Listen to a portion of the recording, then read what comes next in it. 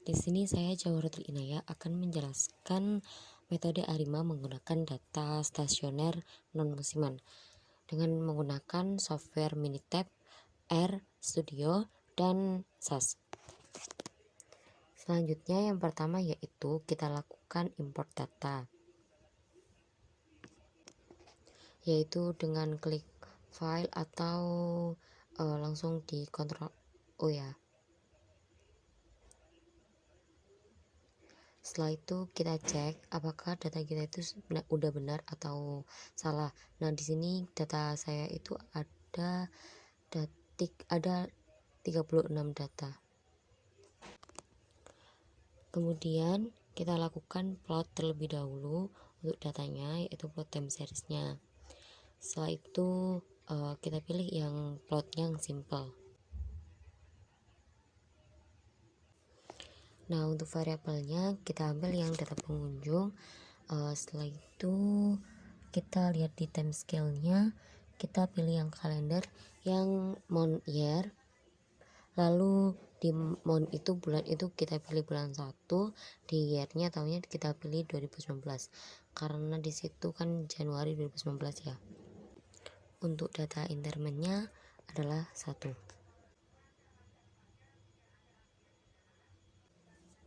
Nah, jadi sudah terlihat pola datanya atau plot datanya.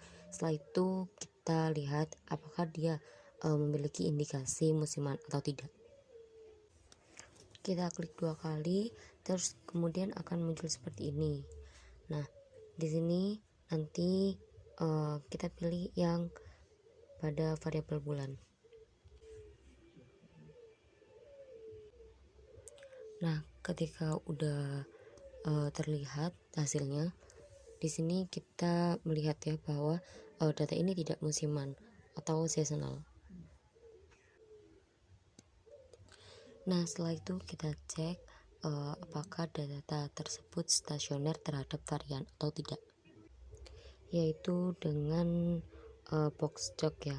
Jadi kita pilih start, kemudian control chart, kemudian box chart. Setelah itu kita select data, yaitu jumlah pengunjung tuh, kemudian oke.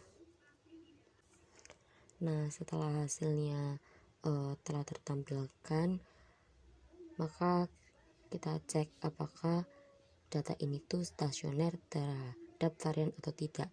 Nah, dengan cara apa? Dengan cara kita lihat round value-nya. Ketika round value-nya itu 1, maka dia stasioner terhadap varian, atau kita cek di lower up-nya lebih dari 1. Itu kita cek ACF-nya. Nah, di sini kita pilih start, kemudian time series, kemudian ACF. Di sini kita select data yang sesuai, yaitu di C3 ini. Oke.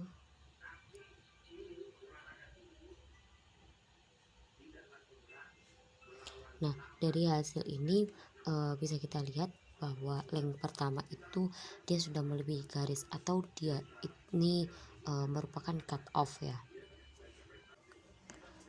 Setelah dari cut off tersebut, kemudian bisa kita kasih dugaan model, itu bisa kita lihat PACF-nya. Setelah itu kita lakukan uji PACF-nya untuk melihat apakah ada model MA-nya, yaitu dengan cara kita klik start, kemudian time series, kemudian kita pilih PACF, terus kita masukkan datanya, oke. Selanjutnya akan terlihat bagaimana hasilnya. Nah, di sini kita juga melihat bahwa link pertama itu melebihi garis, atau dia itu merupakan cut off. Jadi bisa kita kasih dugaan model bahwa dia memiliki MA1-nya. Nah, setelah didapat dugaan model AR1, MA1, maka kita dapat melakukan model ARIMA-nya, yaitu dengan tiga indikator, yaitu yang pertama AR1, yang kedua MA1, yang kedua yaitu ARMA 1,1.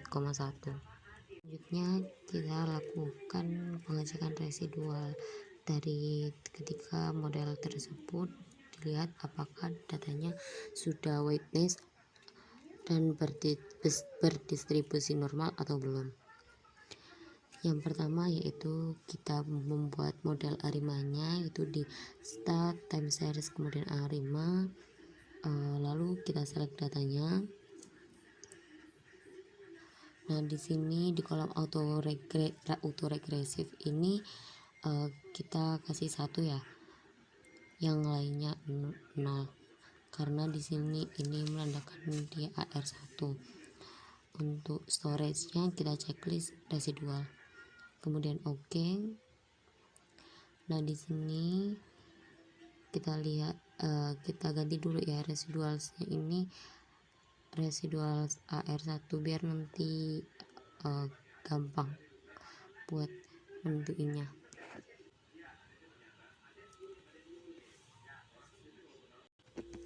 Nah, selanjutnya kita lihat hasilnya.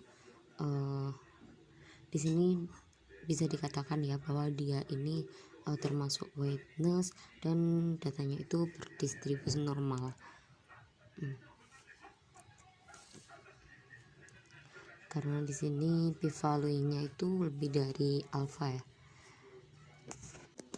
Selanjutnya yaitu pengecekan residual yang kedua, yaitu pada yang MA1-nya.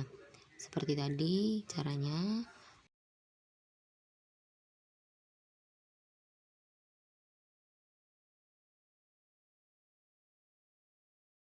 Kemudian di sini kita pada auto regresifnya itu 0.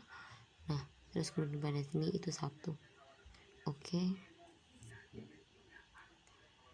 Ini seperti tadi ya, kita ganti dulu dia residual MA1.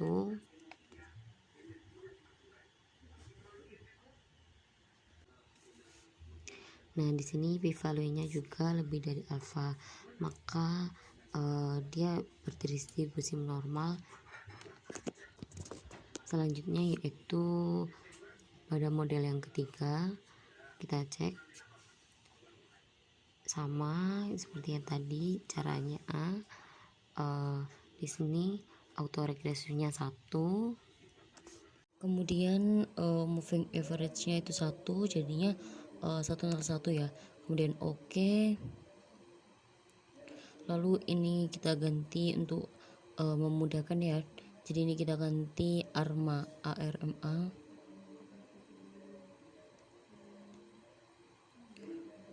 Oke, setelah itu kita lihat hasilnya. Di situ p-value-nya lebih dari alpha ya. Itu kita cek distribusi normalnya, mulai dari AR1 dulu ya, yaitu klik start, kemudian basic statistik, kemudian ada normality test. Nah, di sini kita pilih AR1, kita select, dan di sini kita pilih Kolmogorov-nya. Oke. Nah, setelah dilihat hasilnya, di situ ketahuan kan bahwa p-value-nya itu lebih dari alpha. Kemudian kita cek distribusi normalnya yang kedua. Seperti tadi caranya, yaitu start, basic statistik, kemudian normality test. Nah, di sini kita pilih yang MA1-nya, kita select, dan Kolmogorov-nya ya. Oke. Nah, di sini juga kelihatan bahwa MA1 ini p-value-nya itu lebih dari alpha. Oke. Yaitu yang selanjutnya seperti tadi, kita mau ngecek ARMA ya. Ini kita select ARMA-nya. Jangan lupa Kolmogorov ya. Oke. Nah, di sini p-value-nya juga lebih dari alpha, maka ketiga-tiganya ini dia berdistribusi normal. Nah, kalau dilihat dari hasil yang tadi itu tuh AR1 dia memiliki MSE lebih kecil, maka kita membuat model arimanya menggunakan residual dari AR1. Setelah itu kita buat arimanya, model arimanya, yaitu dengan cara kita klik start, kemudian di time series. Nah, di situ ada arima. Di sini kita pakai residual AR1 ya, karena tadi MS-nya yang paling kecil. Kemudian kita select. Nah, di sini auto regresifnya dia 1, kemudian moving average-nya ini 0. Nah, kemudian di forecast ini kita lead-nya ini 12 karena kita mau memprediksi 12 bulan, dan origin ini 36 karena data kita ada 36 data. Dan di sini mau kita letakkan di mana forecast-nya ini, kita letakkan di C8 saja. Oke, kita oke. Di sini kelihatan ya hasil dari forecastingnya. Ini adalah hasil dari forecastingnya. Nah, untuk software yang selanjutnya yaitu software R. Di sini kita perlu untuk menginstal packages-nya terlebih dahulu. Ini ya, ada Excel, TSA, Time Series, Zoo Forecast, LM Test, Normal Test. Itu harus diinstal package-nya dulu. Kemudian di sini, nah yang pertama yaitu kita run terlebih dahulu yang tadi. Kemudian setelah terinput datanya, kemudian kita run yang plot time seriesnya di sini ya. Kita run. Oke. Di sini kelihatan plot time series jumlah kedatangannya. Nah, kita lihat di sini, kita lihat datanya. Kita cek terlebih dahulu ke stasioner datanya, stasioneritas variance datanya. Dengan box jokes ya, di sini kita run. Oke. Nah, di sini langsung kelihatan ya. Setelah itu di sini kita setelah diuji ke stasioner terhadap variasinya. Nah, kemudian di sini ada syarat yaitu p-value-nya harus lebih dari alfa. Nah, karena di sini sudah lebih dari alfa, jadi dikatakan data ini stasioner terhadap min. Selanjutnya kita cek ACF-nya dan PACF-nya. Nah, kita run, kita plotting. Di sini untuk ACF-nya length pertamanya dia melebihi garis, maka dia kalau di Minitab tadi dia termasuk cut off gitu ya. Jadi dia ini di sini dia terindikasi AR1. Nah, di sini juga pada PACF-nya juga sedemikian. Pada length pertamanya dia melebihi garis sehingga dia juga terindikasi MA1. Jadi tadi ada AR1 dan sekarang MA1. Nah, setelah itu kita memiliki 3 dugaan model, yaitu yang pertama dugaan model AR1 atau estimasi parameter yaitu 100. Kemudian yang kedua ada MA1 atau 001, dan yang ketiga ada ARMA 1,01. Nah, selanjutnya kita run terlebih dahulu untuk model satunya yaitu AR1. Oke, di sini hasilnya terlihat bahwa AFC-nya itu sama dengan 535,57. Nah, selanjutnya kita run untuk model yang kedua yaitu MA yaitu atau 001. Dan di sini terhasilkan nilai AIC-nya yaitu 536,75. Nah, di sini dia melebihi AR1 dan untuk p-value-nya dia melebihi alfa, maka dia dikatakan signifikan. Selanjutnya yaitu kita run dari ARMA-nya atau 101. Nah, untuk hasil dari ARMA di sini AIC-nya dia 537. Jadi untuk yang paling kecil adalah AR1. Nah, setelah itu kita bandingkan terlebih dahulu antara model 1, model 2 dan model 3.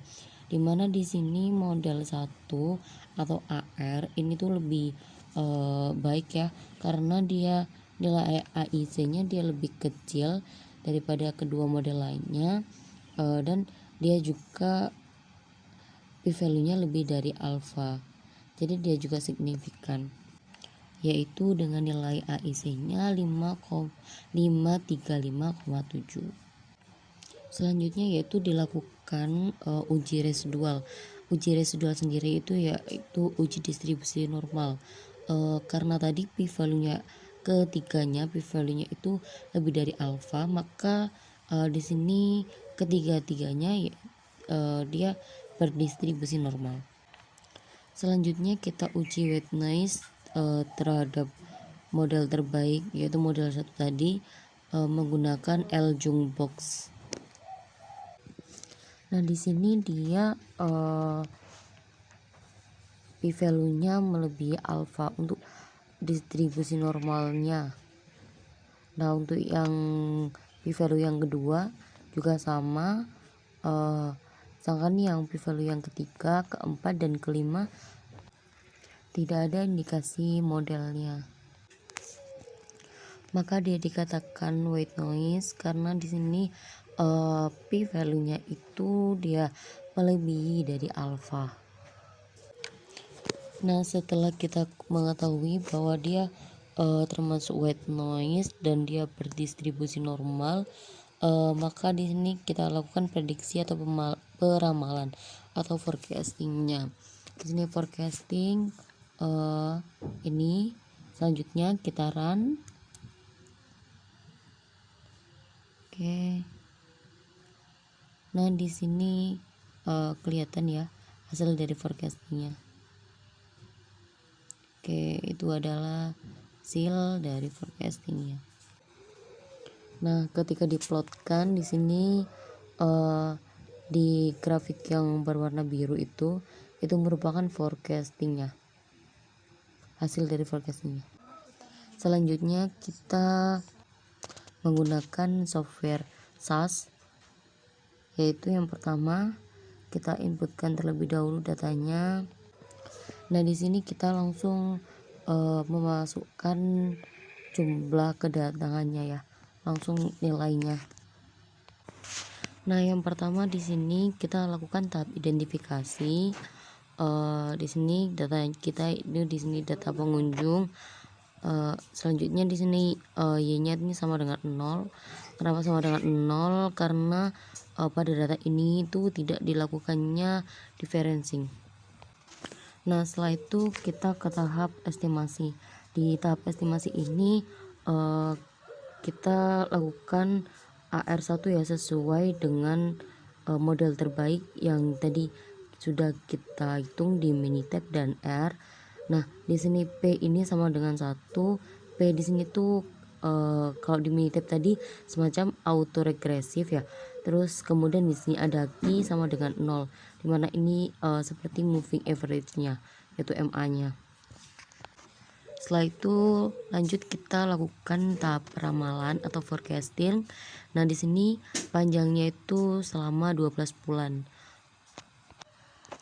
Setelah dilakukannya tahap forecasting, selanjutnya yaitu kita ke tahap uji normalitas residual. Di sini untuk mengetahui apakah dia sudah berdistribusi normal dan white noise. Nah, untuk yang terakhir, tahap terakhir di sini kita akan menampilkan output atau kita akan melihat atau menampilkan hasil dari forecastingnya. Nah, selanjutnya untuk kita run, kita blok semua atau kita Ctrl A, kemudian kita klik run. Nah, kita tunggu sebentar.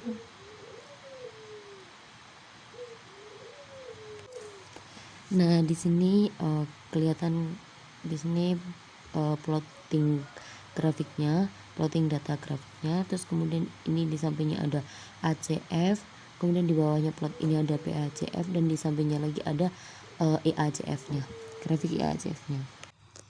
Nah, selanjutnya di bawahnya ini ada